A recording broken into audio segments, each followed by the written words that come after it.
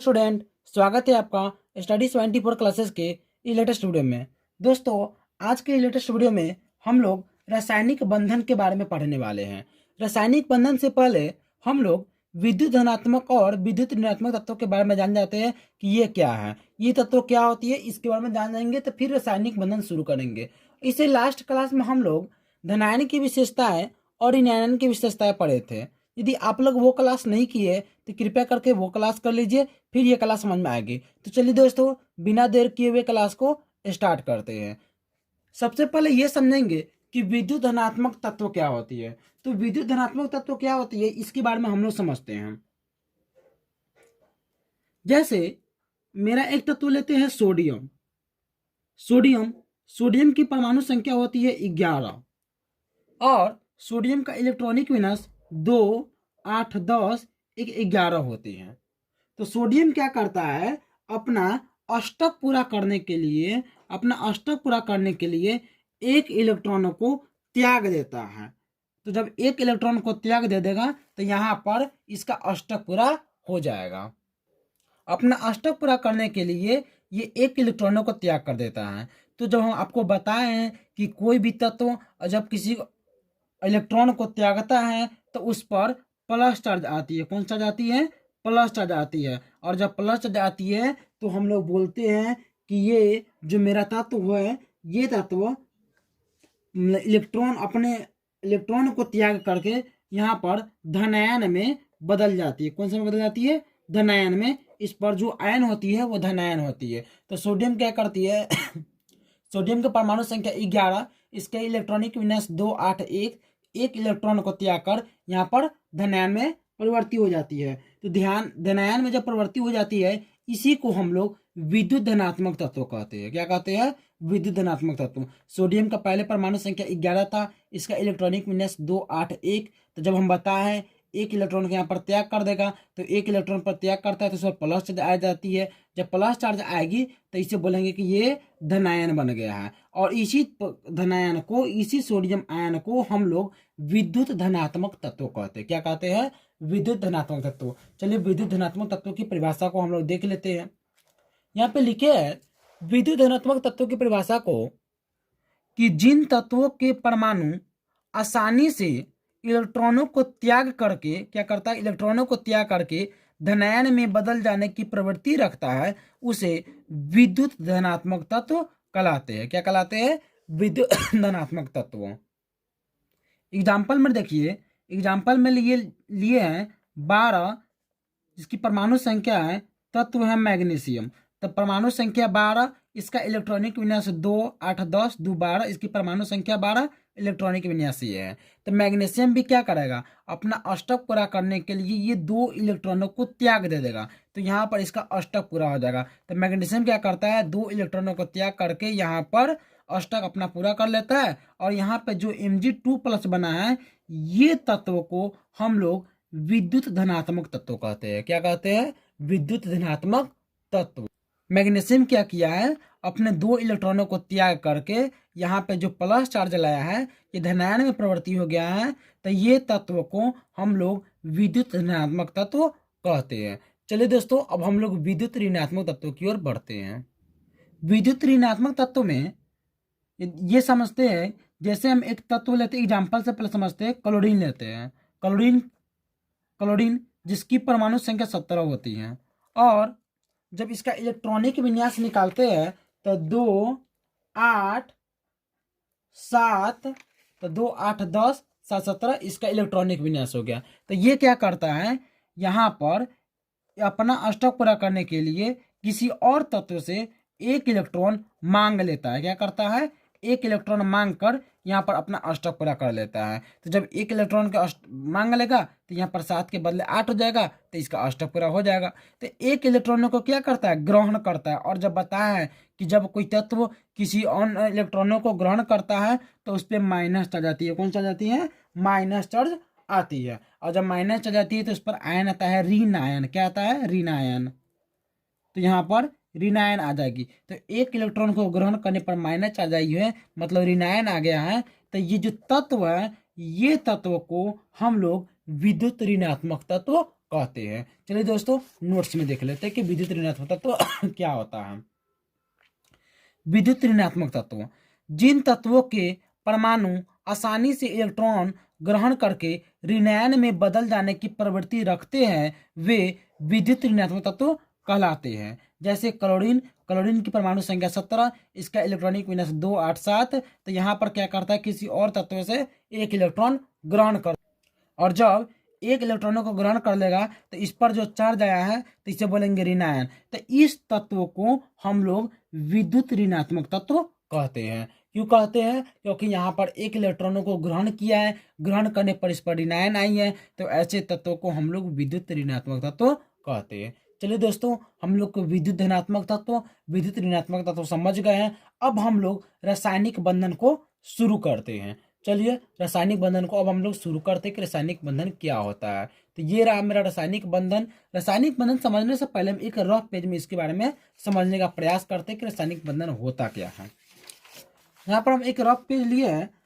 रासायनिक बंधन समझने से पहले आप लोग ये बात जानते होंगे कि परमाणु से मिलकर अणु का निर्माण होता है। जैसे परमाणु लिए O, दूसरा परमाणु लिए O, तो दो परमाणु से मिलकर मेरे यहाँ पर अणु का निर्माण हुआ O2। क्या निर्माण हुआ? O2। तो यहाँ पर परमाणु से मिलकर अणु का निर्माण करता है, और ये जो अणु मेरा O2 है, O2 में ये परमाणु को जिस बल से एक साथ पकड़ा रहता है, ये जो मेरा अणु O2 है, O2 में O को परमाणु को जिस बल से एक साथ दोनों को पकड़ा रहता है, इस बल को हम लोग रासायनिक बल कहते हैं। क्या कहते हैं? रासायनिक बल। तो जिस बल से दोनों साथ में रहता है, दोनों परमाणु को एक साथ पकड़ा रहता है, उसे हम लोग रासायनिक बल कहते हैं। क्या कहते हैं? रासायनिक बल। और ये जो मेरा रासायनिक बल है, इस रासायनिक बल को जिस बंधन से दोनों ओ जुड़ा हुआ है, दोनों परमाणु जुड़ा हुआ रहता है, जिस बंधन से, उस बंधन को हम लोग रासायनिक बंधन कहते हैं। क्या कहते हैं? रासायनिक बंधन।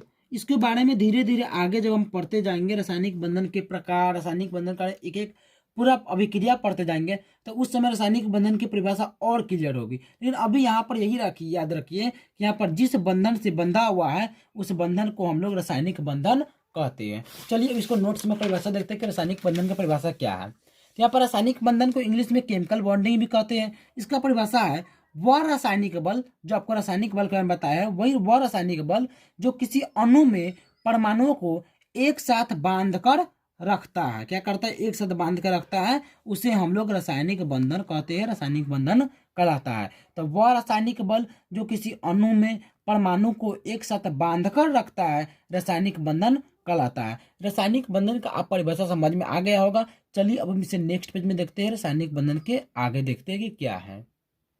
अब हम लोग को रासायनिक बंधन के प्रकार है। तो रासायनिक बंधन मुख्यतः दो प्रकार की होती है। कितने प्रकार की होती है? दो प्रकार की होती है। पहला नंबर है वैद्युत संयोजक बंधन। क्या है? वैद्युत संयोजक बंधन। इसका दूसरा नाम होता है आयनिक बंधन। क्या होता है? आयनिक बंधन। इसके बारे में एक एक करके पढ़ेंगे, बस अभी याद रखिए, इसे वैद्युत संयोजक बंधन कहते हैं या आयनिक बंधन कहते हैं। दूसरा है सहसंयोजक बंधन। क्या है? सहसंयोजक बंधन। पहला नंबर है वैद्युत संयोजक बंधन या आयनिक बंधन, दूसरा नंबर है सहसंयोजक बंधन। चलिए अभी हम लोग वैद्युत संयोजक बंधन या आयनिक बंधन के बारे में समझने का प्रयास करते हैं। यहाँ पर देख सकते हैं, यहाँ पर वैद्युत संयोजक बंधन या आयनिक बंधन के बारे में दिया गया है। लेकिन सबसे पहले इसको समझने के लिए हम लोग रफ पेज में समझेंगे कि वैद्युत संयोजक बंधन या आयनिक बंधन क्या होता है। ये रासायनिक बंधन के पहला प्रकार है, इसके बारे में हम लोग समझते हैं। चलिए शुरू करते हैं, इसको समझने का प्रयास करते हैं। जैसे हम लेते हैं एक तत्व सोडियम। क्या लेते हैं? सोडियम। सोडियम की परमाणु संख्या होती है 11। इसका इलेक्ट्रॉनिक विन्यास 2, 8, 10, 11। इसका ये इलेक्ट्रॉनिक विन्यास है। तो ये क्या करेगा? अपना अष्टक पूरा करने के लिए एक इलेक्ट्रॉन को त्याग करेगा। क्या करेगा? त्याग करेगा। तो जब एक इलेक्ट्रॉन को त्याग कर देगा तो यहाँ पर इसका अष्टक पूरा हो जाएगा। किसका? सोडियम का। तो एक इलेक्ट्रॉनों को त्याग करेगा तो एक इलेक्ट्रॉनों को कोई ग्रहण भी तो करना चाहिए ना। तो यहाँ पर इसको त्याग करना है, किसी किसको छोड़ना है, किसी को देना है। तो उसी समय क्लोरीन आमने सामने आ जाती है और बोलता है मेरा परमाणु संख्या 17 होती है, मेरा इलेक्ट्रॉनिक विन्यास 2, 8, 10, 7, 17 होती है। मेरे अंतिम कोशिका की कक्षा में 7 है, तो हम भी चाहते हैं मेरे अंतिम कोशिका की कक्षा में 8 पुट जाए, तो तुम जो 1 इलेक्ट्रॉन को त्याग करेगा वो मुझे दे दो। तो ये क्या करता है, 1 इलेक्ट्रॉनों को जो त्याग करता है इसको दे देता है। यहाँ पर और ऑप्शन है अष्टक पूरा करने का। यहाँ पर इसकी अंतिम कोशिका की कक्षा में 1 है, तो इसके बदले यदि हमें 7 इलेक्ट्रॉन और दे दे तो यहाँ पर इसका अष्टक पूरा हो जाएगा। और यहाँ पर 7 इलेक्ट्रॉन को त्याग दे दे तो यहाँ पर भी अष्टक पूरा हो जाएगा। तो क्या होता है, ये ना ही तो 7 इलेक्ट्रॉन किसी से ले सकता है और ना ही 7 इलेक्ट्रॉन को त्याग कर सकता है। ऐसा क्यों? क्योंकि कोई भी नहीं चाहेगा कि सोडियम को 7 इलेक्ट्रॉन दो, कॉमन रहेगा तो दे भी देते थे, लेकिन यहाँ पर सीधा डायरेक्ट 7 मांग रहा है, तो 7 इसको कौन देगा? 7 कोई इसको नहीं देगा। तो ये क्या करता है, मजबूरी में 1 इलेक्ट्रॉनों को छोड़ देता है। और क्लोरीन, क्लोरीन भी 7 इलेक्ट्रॉनों को त्याग चाहता तो कर देता, ये भी क्यों त्याग करेगा? इसके पास 7 इलेक्ट्रॉन है, तो ये क्यों चाहे कि मेरे पास जितने इलेक्ट्रॉन इसको त्याग करके अष्टक पूरा कर ले?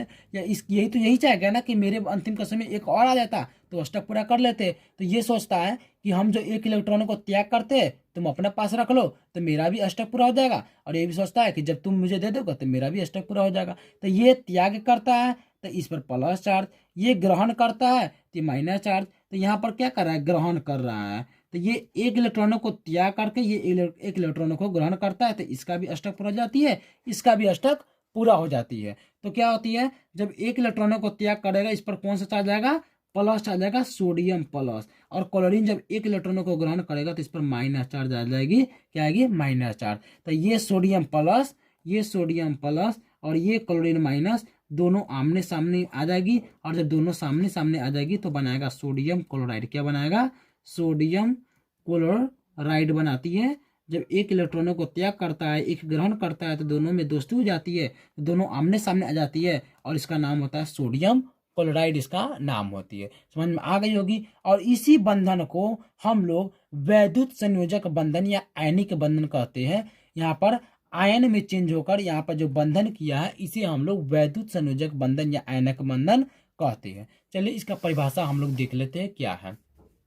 देख सकते हैं, 2 परमाणुओं के बीच एक परमाणु से दूसरे परमाणु में 1 या अधिक इलेक्ट्रॉनों का स्थानांतरण के फलस्वरूप बने रासायनिक बंधन को वैद्युत संयोजक बंधन या आयनिक बंधन कहते हैं। जैसे सोडियम क्लोराइड NaCl का बनना, सोडियम का इलेक्ट्रॉनिक विन्यास 281, सोडियम परमाणु जब 1 इलेक्ट्रॉनों को त्याग करता है तो इसका इलेक्ट्रॉनिक विन्यास 28 हो जाती है, इस पर प्लस आ जाती है, इस पर प्लस चार्ज आ गई। यहाँ पर क्लोरीन है, क्लोरीन क्या करता है, इस जो 1 इलेक्ट्रॉनों को त्याग करता है यहाँ पर आकर जुट जाती है, ग्रहण कर लेती है, और जैसी ग्रहण करती है इस पर माइनस चला जाती है। तो ग्रहण से पहले यहाँ पर इसका इलेक्ट्रॉनिक विन्यास 284 था, और जब ग्रहण कर लिया तो 1 इलेक्ट्रॉन यहाँ पर बढ़ गया तो इसका इलेक्ट्रॉनिक विन्यास 288 गया। तो यहाँ पर ये भी आयन बन गया, यहाँ पर ये भी आयन बन गया, दोनों आयन एक साथ मिल जाता है, Na plus ion Cl minus ion. जब दोनों एक साथ मिलता है तो बनाता है सोडियम क्लोराइड बनाता है। क्या बनाता है, सोडियम क्लोराइड। मतलब आयन को एक साथ जुड़ने से जो बना है, जो मेरा यौगिक बना है, ये यौगिक को हम लोग सोडियम क्लोराइड बनते हैं।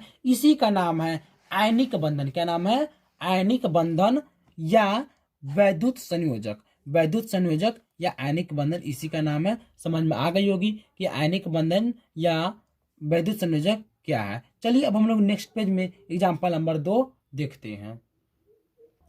दूसरा नंबर है कैल्शियम ऑक्साइड के बनना है। ये दूसरा नंबर एग्जाम्पल है, समझिएगा ध्यान से। जैसे कैल्शियम जो मेरा तत्व है इसकी परमाणु संख्या 20 होती है, तो इसका भी इलेक्ट्रॉनिक विन्यास 2, 8, 10, 8, 18, 19, 20, इसका इलेक्ट्रॉनिक विन्यास ये हो गया। तो कैल्शियम भी क्या चाहेगा कि हम अपने 2 इलेक्ट्रॉनों को त्याग करें और यहाँ पर हम आयन में परिवर्तित हो जाए, अपना अष्टक पूरा कर ले। तो ये 2 इलेक्ट्रॉनों को यहाँ पर त्याग करता है, और जैसे 2 इलेक्ट्रॉनों को हटाता है तो इस पर प्लस आती है, यहाँ पर धन आयन बन गया। और यहाँ पर देखिए ऑक्सीजन, ऑक्सीजन की परमाणु संख्या 8 होती है, इसका इलेक्ट्रॉनिक विन्यास 2, 6। तो ये क्या करेगा, जो 2 इलेक्ट्रॉन यहाँ पर त्यागा रहता है वो 2 इलेक्ट्रॉनों को यहाँ पे रख लेता है, बोल देता है कि 2 इलेक्ट्रॉनों को जो त्याग करेगा वो मुझे दे देना। तो 2 इलेक्ट्रॉनों को त्याग करता है तो यहाँ पर आयन में परिवर्तित हो जाती है, इसका इलेक्ट्रॉनिक विन्यास 2, 8 हो जाती है। पहले 2 6 रहता है, 2 इलेक्ट्रॉनिक ग्रहण करने के बाद 2, 8 हो जाती है। तो इसका भी अष्टक पूरा हो जाती है, इसका भी अष्टक पूरा हो जाती है। ये इसको दे दिया, ये ग्रहण करके दोनों एक साथ मिल गया। तो कैल्शियम और ऑक्सीजन, कैल्शियम ऑक्सीजन, यहाँ पर कैल्शियम जो है और यहाँ पे जो मेरा ऑक्सीजन है ये कैल्शियम ऑक्सीजन मिलकर मेरा यहाँ पे यौगिक का निर्माण करता है। उस यौगिक का नाम है कैल्शियम ऑक्साइड। क्या नाम है? Calcium oxide. यहाँ पर मेरा कैल्शियम और यहाँ पर मेरा ऑक्सीजन, कैल्शियम और ऑक्सीजन मिलकर मेरा यौगिक का निर्माण करता है कैल्शियम ऑक्साइड। मतलब यहाँ पर आयन को चेंज करके यहाँ पे जो मेरा बंधन बनाया है, इसे हम लोग जो यौगिक बनाया है, इस बंधन को हम लोग आयनिक बंधन कहते हैं। कि आयन को चेंज करके एक बंधन बनाना है। तो यहाँ पर आयन को चेंज करके यहाँ पे जो बंधन बनाया है, इसी बंधन को हम लोग आयनिक बंधन कहते हैं। चलिए अब दोस्तों हम लोग तीसरा नंबर एग्जाम्पल पर देखते हैं तीसरा नंबर एग्जाम्पल क्या होता है।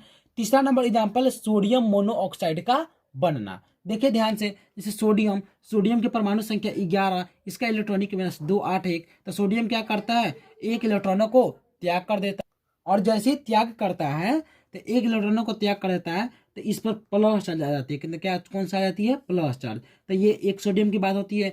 एक और सोडियम हम लेते हैं जिसका इलेक्ट्रॉनिक विन्यास 281 होती है। तो ये सोडियम भी क्या करता है? एक इलेक्ट्रॉनों को त्याग कर देता है। तो सोडियम एक इलेक्ट्रॉनों को त्याग कर दिया, तो इस पर भी प्लस चार्ज आ गई। तो यहाँ पर एक और सोडियम, 2 सोडियम लिए हैं यहाँ पर। और यहाँ पर एक और लेते हैं ऑक्सीजन। ऑक्सीजन की परमाणु संख्या, यहाँ पर जो मेरा ऑक्सीजन है, ऑक्सीजन की परमाणु संख्या 8 होती है। इसकी इलेक्ट्रॉनिक विन्यास 2 6। तो ये क्या करता है? इसको इलेक्ट्रॉन ग्रहण करना होता है। तो अपना अष्टक पूरा करने के लिए इसको कम से कम 2 इलेक्ट्रॉन चाहिए। कितना इलेक्ट्रॉन चाहिए? 2 इलेक्ट्रॉन। तो आपको पहला नंबर में जो एक यहाँ पर सोडियम बताया है, इसका जो 1 इलेक्ट्रॉन होता है और दूसरे वाले सोडियम का जो 1 इलेक्ट्रॉन होता है, दोनों इलेक्ट्रॉनों को ग्रहण कर लेता है और दोनों इलेक्ट्रॉनों को ग्रहण करके अपना अष्टक पूरा कर लेता है और यहाँ पर ऋणायन बना लेता है। क्या बनाता है? ऋणायन।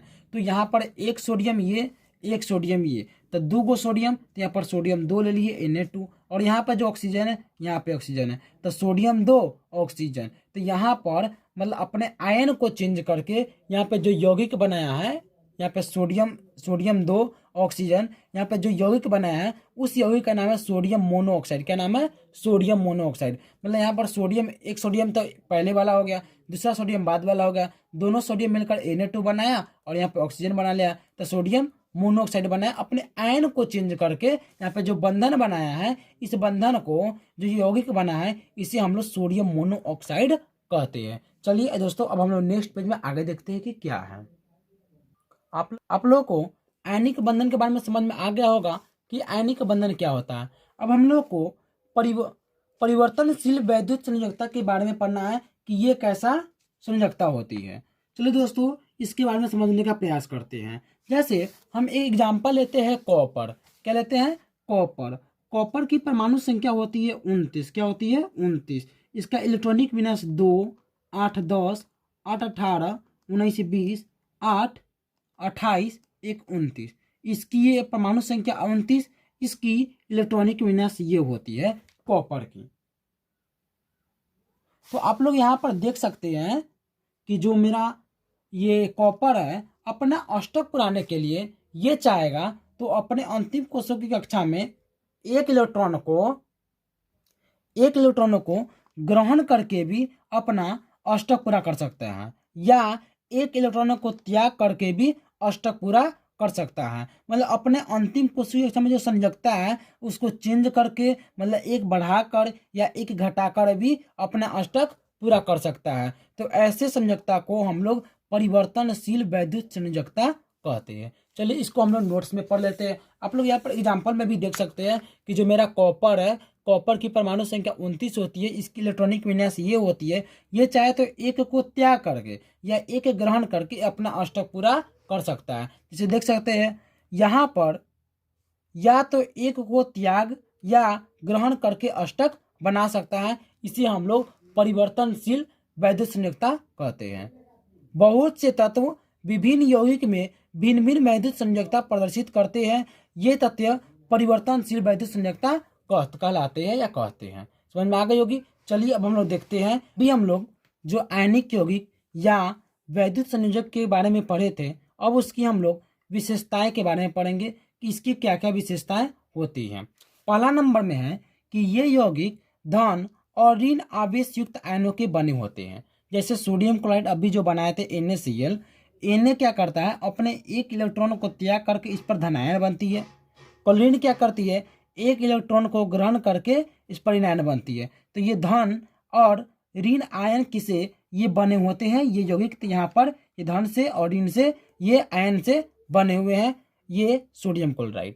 वह तब समझ में आ गई होगी कि इसमें जो है ये धन और ऋण आयन आवेश युक्त आयनों के बने होते हैं। चलिए हम लोग दूसरा नंबर देखते हैं कि दूसरा नंबर क्या है। दूसरा नंबर में है कि इनके द्रवणांक एवं क्वथनांक उच्च होते हैं। जैसे जब भी हम यौगिक बनाए थे NaCl, इसका जो द्रवणांक 801, क्वथनांक 1413। LiCl, इसका द्रवणांक 605, क्वथनांक 1299। यहाँ पर KCl पोटेशियम क्लोराइड, इसकी द्रवणांक 772, क्वथनांक 1500। आयनिक यौगिक में मैग्नीशियम क्लोराइड है, इसकी द्रवणांक 714, क्वथनांक 1412 है। तो यहाँ पर सारे यौगिक का द्रवणांक और क्वथनांक क्या है, उच्च है। समझ में आ गई होगी कि पहला नंबर में बोलता है कि धन और ऋण आवेश युक्त आयनों के बने होते हैं, जैसे सोडियम क्लोराइड को समझे। दूसरा नंबर में इनके द्रव्यमान एवं क्वथनांक उच्च होते हैं। चलिए अब हम लोग तीसरा नंबर देखते हैं कि क्या है। तीसरा नंबर को समझने से पहले यहाँ पर हम कुछ पहले फिजिक्स की बात करते हैं। फिजिक्स में चैप्टर नंबर विद्युत धारा, उसमें आप लोग पढ़े होंगे कि विद्युत धारा उत्पन्न कैसे होती है। तो इसके विद्युत धारा उत्पन्न होने का मुख्यतः दो कारण है। पहला नंबर है मुक्त इलेक्ट्रॉन, क्या है, मुक्त इलेक्ट्रॉन, पहला नंबर कारण यही है। दूसरा नंबर में है मुक्त आयन, क्या है, मुक्त आयन। पहला नंबर में मुक्त इलेक्ट्रॉन, दूसरा नंबर में मुक्त आयन होती है। तो यहाँ पर जो मेरा मुक्त इलेक्ट्रॉन होती है उसके बारे में फिजिक्स में पढ़े होंगे विद्युत धारा चैप्टर में। दूसरा नंबर में है मुक्त आयन, इसके बारे में भी पढ़े होंगे, बस हम यहाँ पर बताते हैं तभी ये तीसरा नंबर पॉइंट समझ में आएगी कि मुक्त आयन क्या है। जैसे यहाँ पे मेरा यौगिक बना था सोडियम क्लोराइड, सोडियम क्लोराइड को उठाते हैं। सोडियम क्लोराइड एक मेरा नमक है, क्या है, नमक है। सोडियम प्लस होती है, क्लोरीन माइनस होती है। सोडियम क्लोराइड मेरा नमक है। यदि हम लोग सोडियम क्लोराइड नमक के थैले में यदि करंट लगाएं तो वहाँ पर करंट नहीं लगेगी। लेकिन वही सोडियम क्लोराइड को हम लोग एक विलयन तैयार करें, एक पानी के अंदर सोडियम क्लोराइड को अंदर डाल दें। यहाँ पर यदि हम इसके अंदर सोडियम क्लोराइड को डालेंगे तो सोडियम अलग हो जाएगी, क्लोरीन अलग हो जाएगी, सोडियम अलग, क्लोरीन अलग, सोडियम अलग, क्लोरीन अलग, मतलब सोडियम अलग हो जाएगी, क्लोरीन अलग हो जाएगी। मतलब इस पर जो प्लस चार्ज जो में इस पर जो आयन है, क्लोरीन पर जो ऋण आयन मतलब जो आयन है, इस पर जो धन आयन मतलब आयन है, ये दोनों आयन पहले यहाँ पर बंधा हुआ था। जब बंधा हुआ था तो यहाँ पर करंट नहीं लग रहा था। लेकिन जैसे यहाँ पर मुक्त हो गया, फ्री हो गया इसका आयन, तो फ्री होने पर जब आप करंट लगाइएगा, तार लगाइएगा, तो यहाँ पर करंट लगेगी। लेकिन जब बंधा हुआ रहता है तो करंट नहीं लगती है। जैसे ही फ्री होता है तो इस पर करंट लगने लग जाता है। तो इसी को समझ में आ गई होगी कि जब यहाँ पर मतलब बंधा रहता है तो नहीं लगता है, और जब फ्री होती है मतलब मुक्त रहती है, मुक्त मतलब फ्री होती है, तो यहाँ पर करंट लगता है। यही बात को यहाँ पर समझते हैं ये मुक्त आयन क्या है। मतलब ये आयन तो सोडियम पर आयन है, लेकिन यहाँ पर जब बंधा हुआ था तो करंट नहीं लगा, लेकिन यहाँ पर जब मुक्त हो गया, फ्री हो गया, तो करंट लगता है। तो करंट उत्पन्न होने के दो कारण होती है, मुक्त इलेक्ट्रॉन, मुक्त आयन। तो मुक्त आयन के बारे में आप लोग समझ में आ गई होगी। चलिए अब हम लोग तीसरा नंबर पॉइंट के बारे में समझते हैं कि ये क्या होता है। तीसरा नंबर पॉइंट क्या है कि ये द्रवित या जलीय विलयन की अवस्था में विद्युत के सुचालक होते हैं। जैसे सोडियम क्लोराइड NaCl है, तो द्रवित मतलब जलीय विलयन में, मतलब जल के विलयन में यदि सोडियम क्लोराइड को मिला दे तो क्या होगी, विद्युत मतलब करंट के सुचालक होगी, मतलब वहां पर करंट लगेगी। जब हम विलयन के अंदर सोडियम क्लोराइड को डाल देंगे तो ये आयन फ्री हो जाएगा। जब फ्री हो जाएगा तो वहां पर विद्युत आराम से प्रवाह होगी, वहां पर विद्युत का सुचालक होगी। यही है तीसरा नंबर पॉइंट, जो आपको समझ में आ गई होगी। चलिए एक और बात छूट गई थी जिसका नाम है वैद्युत संयोजकता। इसके बारे में समझते हैं। वैद्युत संयोजकता बारे में समझते हैं कि ये क्या होता है। जैसे मैग्नीशियम का इलेक्ट्रॉनिक विन्यास क्या होता है, 2 8 10 2 12। तो ये क्या करता है, 2 इलेक्ट्रॉनों को त्याग करता है, प्लस चार्ज ले आती है। जैसे क्लोरीन, तो यहाँ पर त्यागा है, तो क्लोरीन क्या करता है, 1 इलेक्ट्रॉनों को ग्रहण करता है। इसकी इलेक्ट्रॉनिक विन्यास 2 8 10 17 होती है। तो ये 1 इलेक्ट्रॉनों को ग्रहण कर इस पर माइनस चार्ज जाती है। तो कितने इलेक्ट्रॉन को ग्रहण किया है, 1 इलेक्ट्रॉनों को ग्रहण किया। यहाँ पर कितनों को त्यागा है, यहाँ पर 2 को त्यागा है। तो यहाँ पर 2 को त्यागा है, यहाँ पर 1 को ग्रहण किया है। इसी के बारे में अब हम लोग वैद्युत संयोजकता में समझते हैं। यहाँ पर देखिए, किसी तत्व के परमाणु के आयन में परिवर्तन होने के लिए उसके द्वारा त्यक्त मतलब त्याग, यहाँ पर त्याग किया, त्यक्त या प्राप्त, यहाँ पर प्राप्त किया, प्राप्त इलेक्ट्रॉन की संख्या उस तत्व के वैद्युत संरचना कहलाती है। मतलब मैग्नीशियम की वैद्युत संरचना कितनी होगी? 2 होगी। कितनी होगी? 2 होगी। क्लोरीन की वैद्युत संरचना कितनी होगी? तो 1 होगी। कितनी होगी? 1 होगी। अब पर देख लीजिए, फिर से नहीं दिख रहा था। मैग्नीशियम यहाँ पर 2 इलेक्ट्रॉनों को त्यागा है, इस पर प्लस चार्ज आई है और प्लस चार्ज जाती है। 2 इलेक्ट्रॉनों को त्यागा है, क्लोरीन 1 इलेक्ट्रॉनों को ग्रहण करता है तो माइनस जाती है। तो यहाँ पर 2 इलेक्ट्रॉनों को जो त्यागा है, 1 इलेक्ट्रॉनों के त्यागा है, तब मैग्नीशियम के वैद्युत संरचना 2 हो गई, क्लोरीन की वैद्युत संरचना 2 हो गई। इसी को हम लोग वैद्युत संयोजकता कहते हैं कि जो तत्व होती है, तत्व क्या होती है, जो इलेक्ट्रॉन अंतिम क्वेश्चन में रहती है उसका मतलब कि प्राप्त या त्याग करती है, उसी को हम लोग वैद्युत संयोजकता कहते हैं। जो छूट गया था इसके बारे में भी बता दिए, नोट कर लीजिए और इसके बारे में याद कर लीजिएगा ये क्या होती है। चलिए दोस्तों, क्लास को यहीं पर एंड करते हैं। आप लोग इस वीडियो को लाइक करिए, कमेंट करिए, ज़्यादा से ज़्यादा शेयर करिए। Thank you.